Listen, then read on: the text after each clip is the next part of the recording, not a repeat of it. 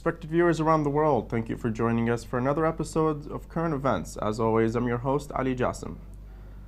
The world has been shocked by the horrific attacks unleashed in Paris by supporters of Daesh or ISIS. The attacks, which claimed the lives of at least 130 civilians, were carried out on a Friday night in order to maximize casualties. All available information at this point shows that the attackers were EU nationals.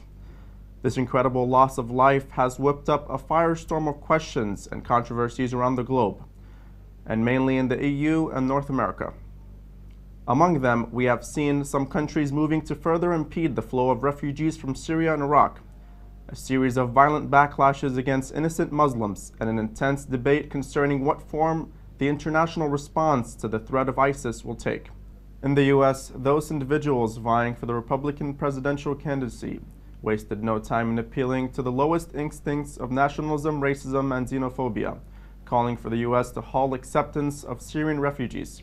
One of the leading candidates has gone so far as to call for the closure of mosques and for a national system to be established to track and identify all American Muslims. Some other candidates appear to be following his lead, if only in Muslim bashing and less in hateful policy proposals.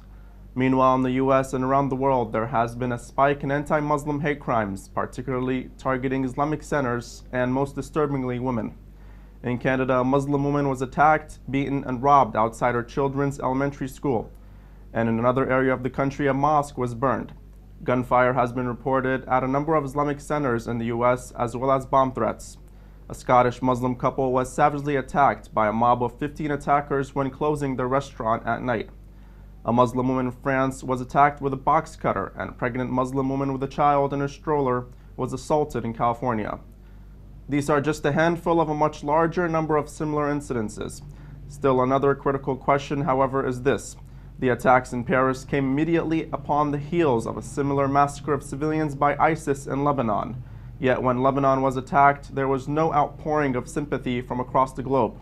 No one changing their avatars on social media, no outrage, and no world leaders discussing how to step up the fight against ISIS. Indeed, on the same day and on the following day, ISIS killed scores of civilians in Baghdad with car and suicide bombers. Actually, attacks of this nature by Wahhabi terrorists have been near weekly occurrence for years in Iraq, ebbing and flowing since 2003. This is in addition to more than 500,000 civilian Iraqis that died as a result of foreign invasion of their country. Also, just days before the Paris attack, a number of Shia civilians were brutally murdered by ISIS in Afghanistan, including a 9-year-old girl who was beheaded because of her religion. It was only when a major European city was attacked that much of the world suddenly seemed to care. Some have excused this kind of skewed coverage by the media, and others as a result of the fact that attacks like this are not normal in Paris. The reality, however, is that they are not normal in Lebanon either. Thus, we find that one of the most disturbing questions to come from this tragedy is, do some innocent lives matter more than others? Has the Orientalist worldview of the Middle Easterner as the other truly bent the public consciousness and conscious, for that matter, such that it can no longer recognize the slaughter of civilians in the region as particularly important or worthy of intervention? Here to discuss this and other issues is my guest, Sheikh Faiyaz Jaffer. Assalamu alaikum, Sheikhna. I hope you are doing well. Welcome to the show. Thank you so much. Sheikhna, what do you make of both the media coverage and the public response to the terror attacks in Paris? Do some lives appear to matter more than others? Which ones and why? Also, what message does this uneven response send to those suffering from daily atrocities by ISIS and similar organizations? أعوذ بالله من الشيطان الرجيم بسم الله الرحمن الرحيم وبه نستعين وصلى الله على محمد وعلى الطيبين الطاهرين. I think that without a doubt, unfortunately, the media narrative suggests that some lives matter more than others. That's not to say that any sort of tragedy taking place anywhere in the world, be it in Iraq or be it in Lebanon or be it in Afghanistan or be it to a Muslim or be it to a Shia, is more important, for instance, than a death in any sort of European nation, for instance. We stand against injustice and oppression anywhere in the world, wherever it may be. And if everyone took the same stand, sincerely took that same stand, then we would see a lot of equality taking place, especially in terms of media coverage. As you mentioned in the introduction, the tragedy that took place in Paris caught a great deal of media coverage, and it should have. There's absolutely no doubt the fact that a city which is not prone to violence, one of the larger cities in the world, a tourist destination, and so on and so forth, and a tragedy taking place like that, it deserves media coverage. But it deserves equal media coverage to that what happened in Baghdad, to that what happens, to that what happened in Lebanon, in regards to what happened in Afghanistan on a daily basis, or in Pakistan, or so on and so forth. And without a doubt, I think that the most tragic part, as you referred to also in your discussions, is the fact that those who are constantly victims of the onslaught in these developing nations, in these developing countries, in the war-torn regions, they feel that the world doesn't care about them.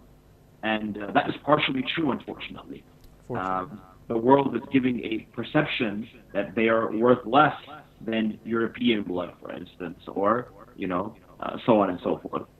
I recall, for instance, a narration from Amir al-Mu'mineen, or a story that says that one day, when Amir al-Mu'mineen, Imam Ali alayhi salam, was the leader of the Islamic world in Kufa, the news had come to him that a anklet bracelet, a Christian woman in Kufa. When the news came to Imam Ali alayhi salam, he told those around him, he said that I would not be surprised if a believer dies upon hearing this news. The tragedy in his mind and in his heart of a bracelet being stolen from a non-Muslim woman was so tragic that he would understand if someone died from it. We, followers of Ahlul Bayt, we need to uphold these values. And in fact, the world entirely has to uphold these values. When the smallest tragedy takes place, we need to be in an uproar. We need to be vocal about it. And we as Muslims, and we as followers of Ahlul Bayt, every time we see any sort of oppression, we should be there to condemn it, no doubt about it. We should be there to raise a point about it. But like we said, unfortunately, the narrative suggested that some deaths are more worthy than others, and this is something that is extremely tragic. Sheikhna, although the attackers have been characterized as religious extremists, emerging information portrays them as individuals who were layabouts, heavily into drugs, or even some owned bars. The family of one of the attackers even described the news of his death as a relief. What does this say about the perpetrators of this terrible crime, as well as their actual motivations? Brother, I think this is the hardest thing to explain, because oftentimes what we understand from these terrorist organizations is that they have a very misinterpreted version of the religion of Islam, or this is often what we hear. But in reality, we see that their practices, are completely un-Islamic, irreligious, and ungodly, across all religious bounds.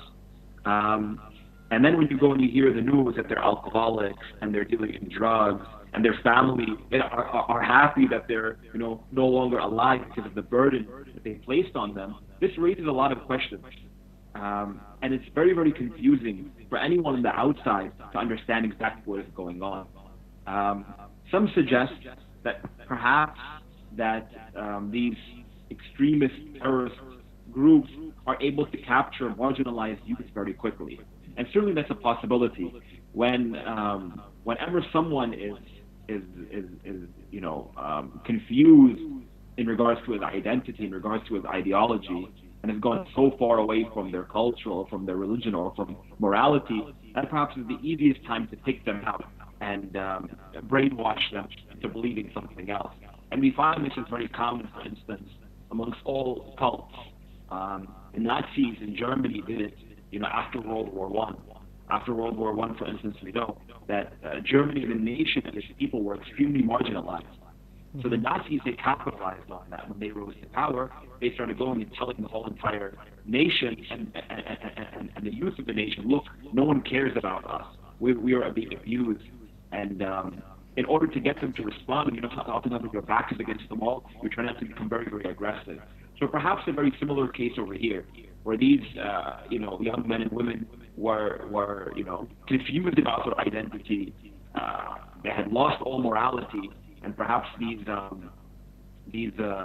terrorist groups and institutions, they found this as a right picking for them, that they can go and approach these people and begin their methods of brainwashing and bringing them toward this type of ideology.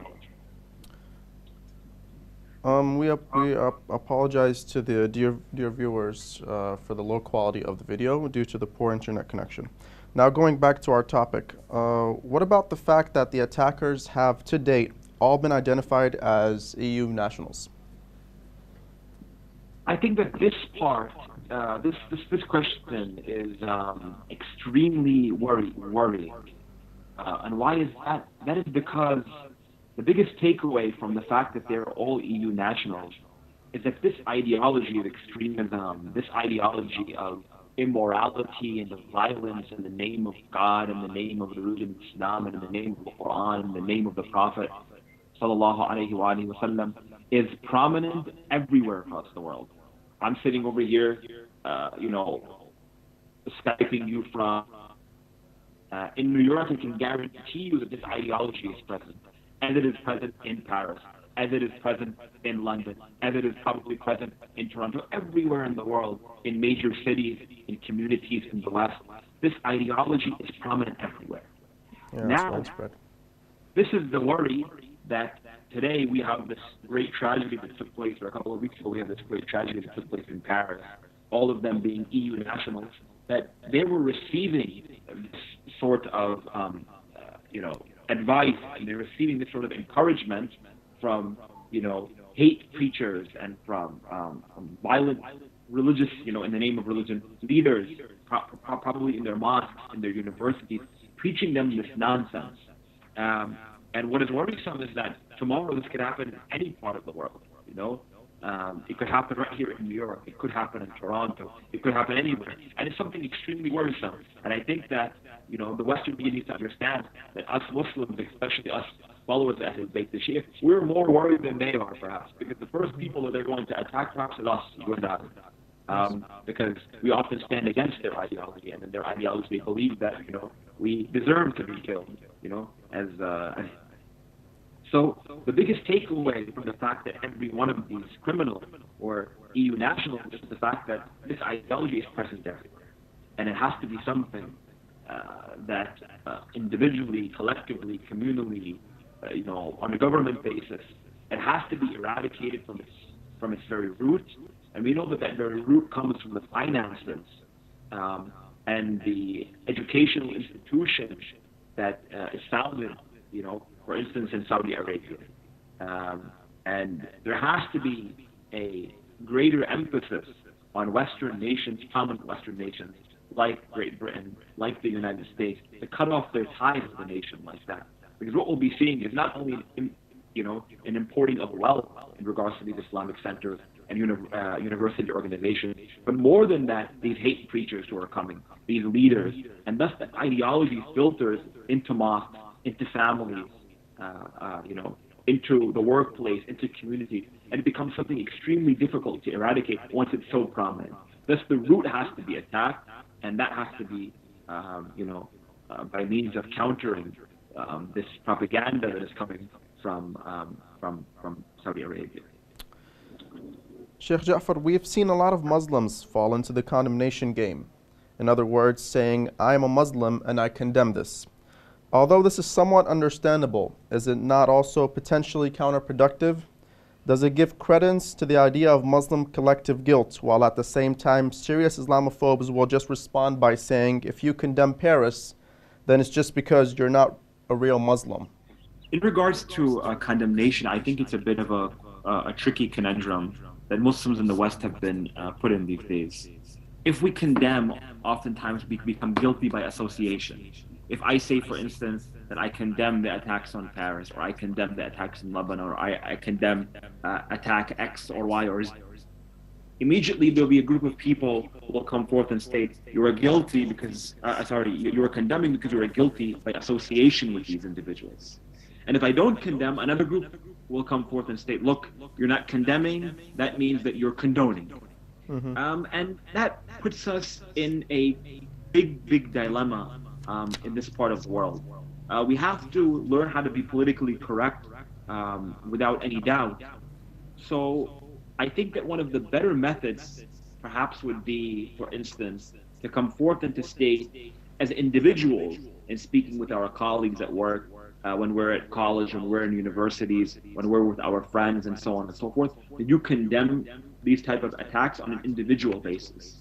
But as an organizational or as an institutional basis, I think we need to hold off on the. I mean, this is a personal reflection from what I have seen. That what happens is if a major Islamic center, for instance, or a major Islamic body, they go ahead and they condemn, everyone will jump on their case stating, look at this major body in front of the media. They're condemning these atrocities that are taking place because they're guilty by association.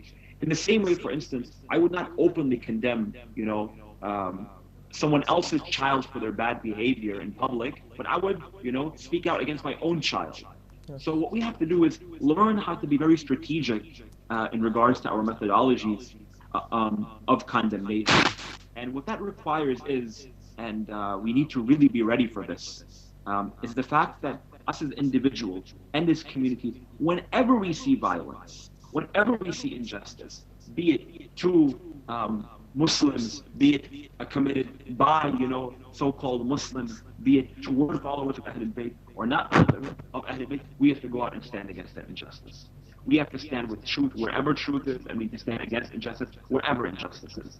And once we start doing this, openly, publicly, by means of social networking, from an organizational standpoint, and from an individual standpoint, what I think that we'll see is that the narrative will slowly begin to shift and slowly will begin to change, where people begin to realize that, look, these people, they're not only condemning when violence takes place in their own community, but they're condemners of injustice everywhere. Once we start doing that, then we can start going ahead and playing this game of stating, look, we're not guilty by association. But until we get there, a bit of a dilemma, like I mentioned, and we have to learn how to pick our poison, so to say. Learn, in regards to our circumstances, how to be wise, when we should condemn and when we shouldn't. And it would be unfair for me, for instance, to give a blanket statement on exactly how to do that, because everyone understands their community and their, the potential in that particular media, state, city, wherever they're in, and see exactly what is the best method. So we have to be very, very careful, no doubt about that.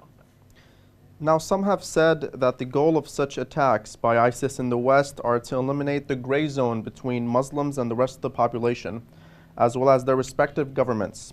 In other words, they are designed to galvanize both Muslims and the populations in which they live in order to force them to take sides against one another, ideally, with the Muslims being so alienated that they have nowhere to turn but ISIS. What do you make of this hypothesis? Do you see it as a valid one, or do you think there is a different overriding motive?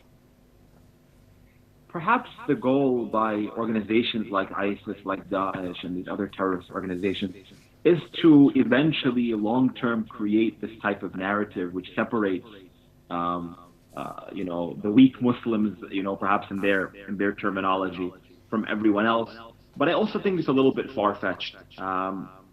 Because in reality, Muslims have been living in the West for decades, maybe centuries, in some parts of Europe, in some parts of the United States, and, in Canada perhaps even. And to suggest that overnight they're going to go ahead and, realize that ISIS are the real Muslims and they need to go and support that particular vision as opposed to this one, it seems a little bit far-fetched, to be honest with you. Now, I'm not putting it past the fact that these organizations themselves desire to create this picture where they're able to separate, stout and devout Muslims as opposed to those who are not. But I think that if that is their intention, It has to be something extremely long term. Muslims have been living here for a really, really long time, meaning in the West, in the United States, and in Europe, and so on and so forth. And they have made themselves very comfortable over here. They're part of the communities. They're part of the culture, and they're still able to practice their religion, very openly, and they've been able to do so for decades. I think that is a little bit of a stretch to suggest that their motive is to overnight galvanize Muslims, like you said, and create this gray zone or gray population between the devout and those who are not.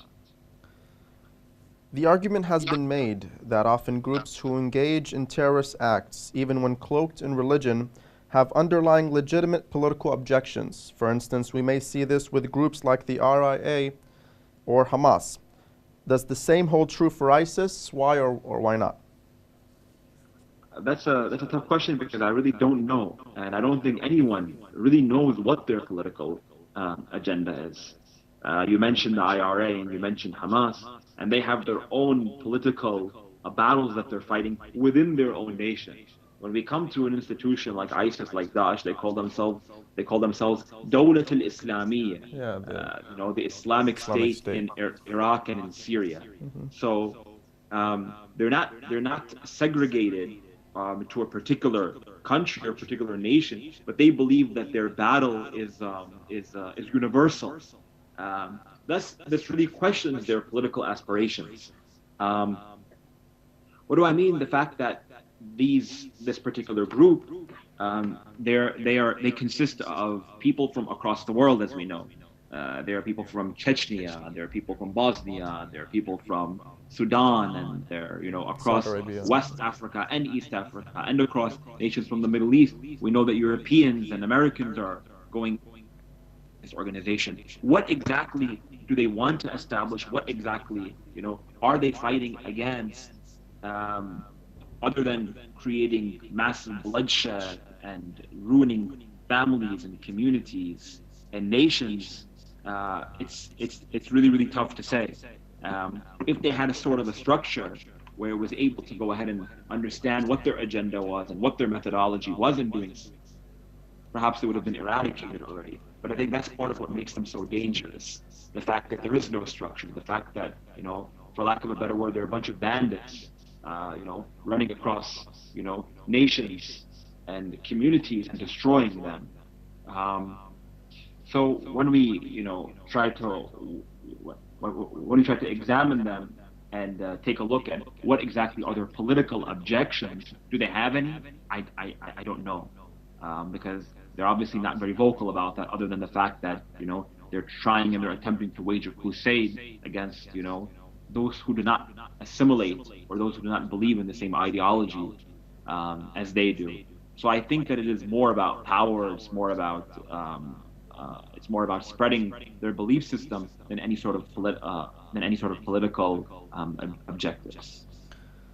Sheikhna, many ordinary Muslims living in the West continue to be fearful of public backlash against them, including hate crimes. How should Muslims living in the West respond to this crisis? Allah subhanahu wa ta'ala says in the Holy Quran, Bismillah ar-Rahman ar-Rahim, Udu ila sabili rabbik bil hikmati wal maw'idati al-hasana wa jadilhum billati hiya ahsan. And call people to the way of your Lord by means of wisdoms and maw'idat al-hasana, and beautiful words, and debate them or respond to them with more beauty. Now we go ahead and we take a look at this verse, and Allah subhanahu wa ta'ala firstly says, Udu ila sabili rabbik bil hikmah. Be wise, be smart, know your time, know your place, know the situation that you're dealing with. And I think we as Muslims in the West need to take this advice from Allah subhanahu wa ta'ala in light of the hate crimes and the propaganda that we as individuals and as we as communities are dealing with these days. Meaning that, again, for me to come over here and make a blanket statement and advise all Muslims in the West, for instance, in regards to how to deal with hate crimes would be unjust, because and families might be going through in different parts of the world. Thus, we need to be smart in terms of the way that we respond and in the way that we counter these particular initiatives by means of hate crime. One of those means, oftentimes, amongst the most common forms of hate crime, for instance, is if someone is riding a bus or on the train or walking in the shopping center and someone says something to them, for instance, by their appearance or by a woman, they would recognize a Muslim woman from wearing a hijab, for instance. What at that time is to, judge the situation and determine whether responding to them would be the better option, or keeping silent and ignoring the situation completely. In regards to things like physical abuse, for instance, we have to report them to law enforcement and the authorities. We cannot into our own hands. But like I said, I think that the best way is to judge the situation and the environment according to the best of your abilities. Meaning, be vigilant, be smart, know when to speak, and know when to keep silent. We continue with the verse of the Quran. "Udu ila sabili rabbik bil hikmah wal mau'izatil hasanah." And bring people to the way of your Lord by wisdom and by beautiful words.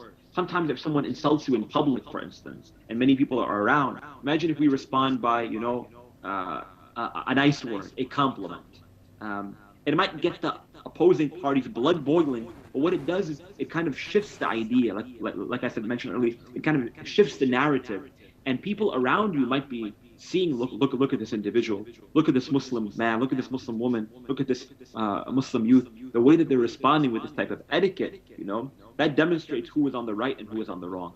So like I said, we have to judge the situation and determine it on a case-to-case study, as opposed to making generalizations in regards to something as sensitive as hate crimes.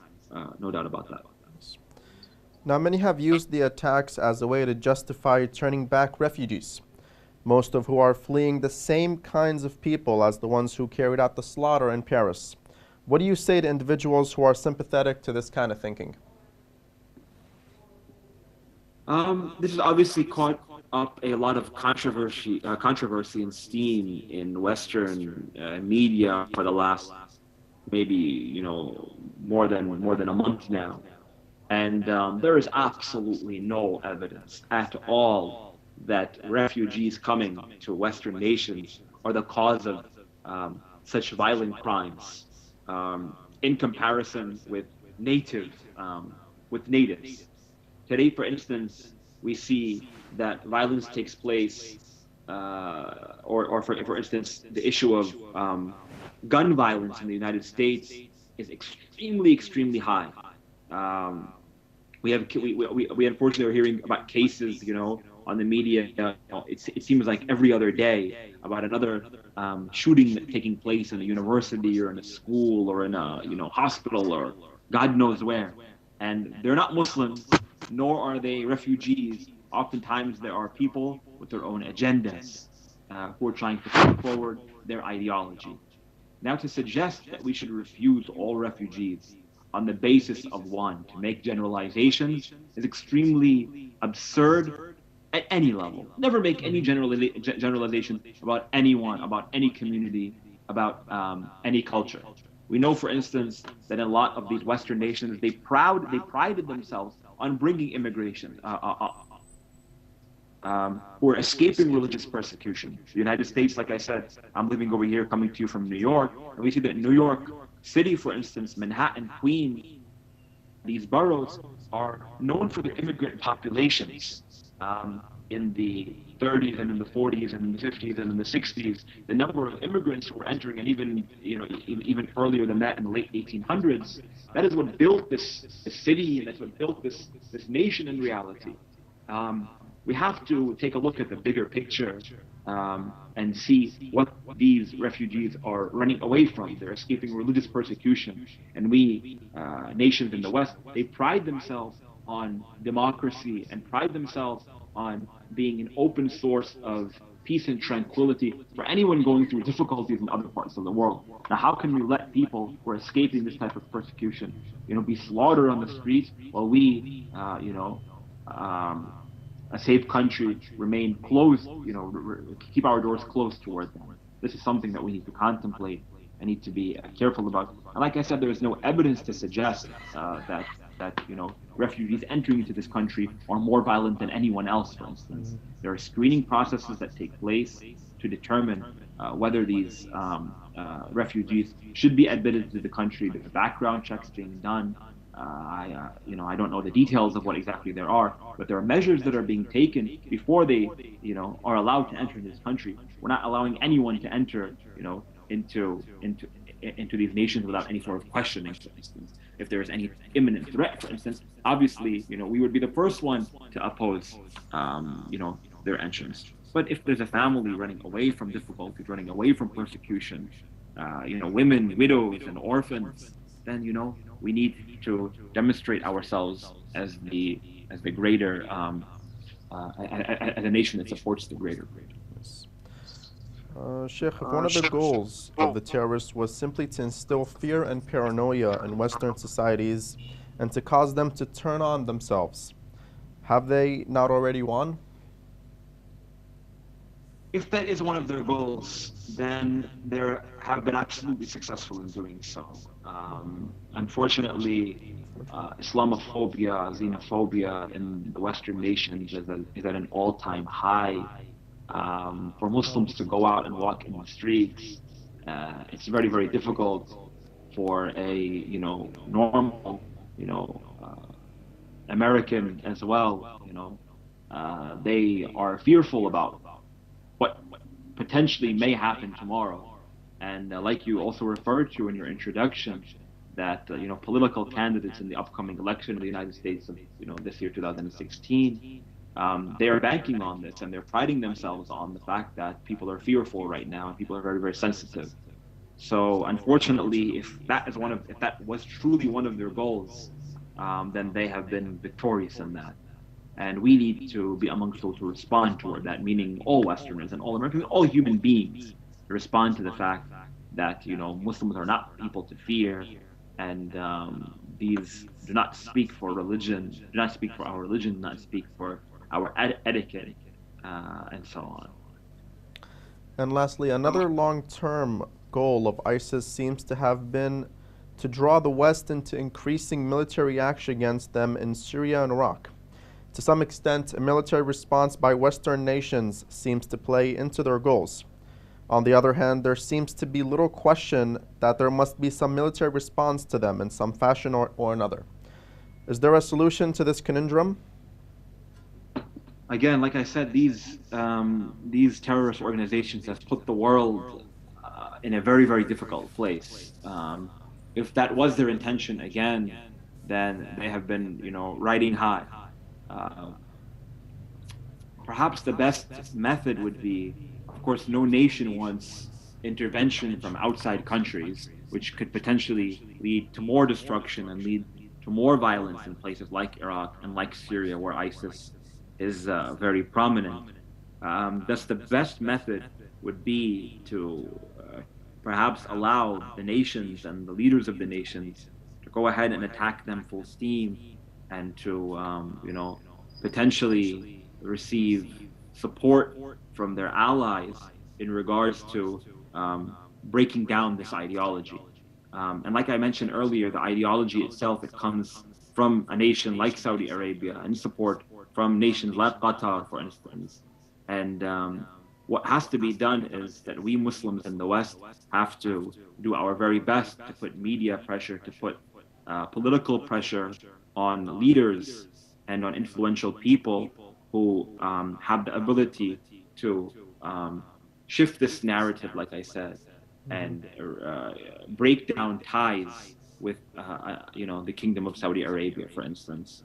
It is a very scary situation, and it's very problematic times that we are dealing with, because no one ever likes to see any sort of military intervention anywhere in the world.